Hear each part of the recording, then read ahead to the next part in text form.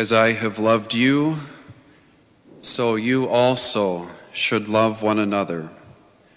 There's a popular symbol which represents love. So if a young lady writes a note to a young man and puts that little symbol right before her name as she signs off, it causes his heart to quicken a little. It's usually on the card a husband gives his wife for St. Valentine's Day, or a homemade card that a 6-year-old gives to mom for Mother's Day. It's the symbol on many statues of Jesus, including our shrine here on your front left. When I was at Assumption High School in Wisconsin Rapids, we had a special project in freshman religion class.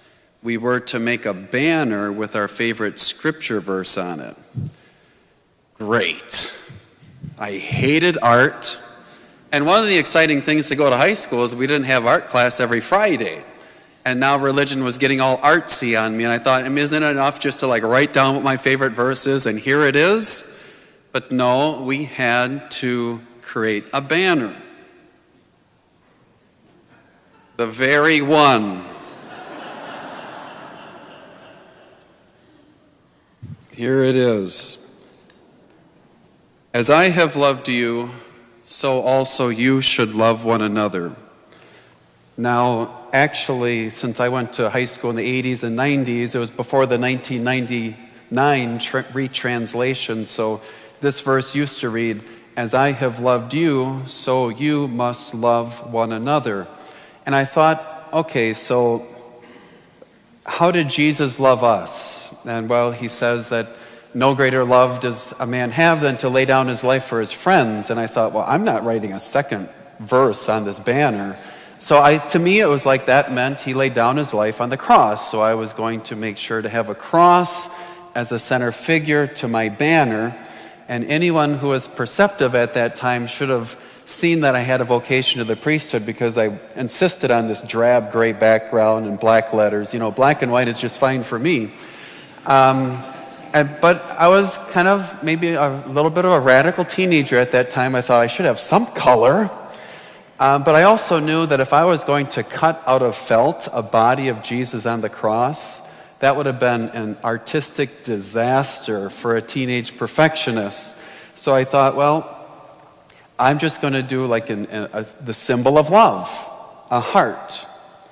And so that we're reminded of the love that Christ had for us, laying down his life on the cross.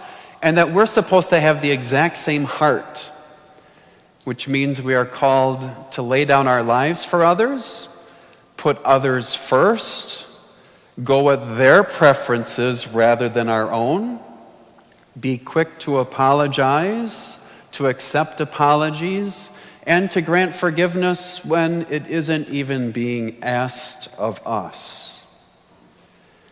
And when we look at that heart, the traditional image of the Sacred Heart, it has another splash of color, a little orange, the flame above his heart that burns for love for us and is drawn to the cross, and then the image of the crown of thorns, another thing that he endured. And remembering that he went through all of this because of us. And he did it anyway. That is the love we are called to exhibit and live with. And Jesus said, people will notice if you belong to me, because they will see this kind of love in us. Let it be so.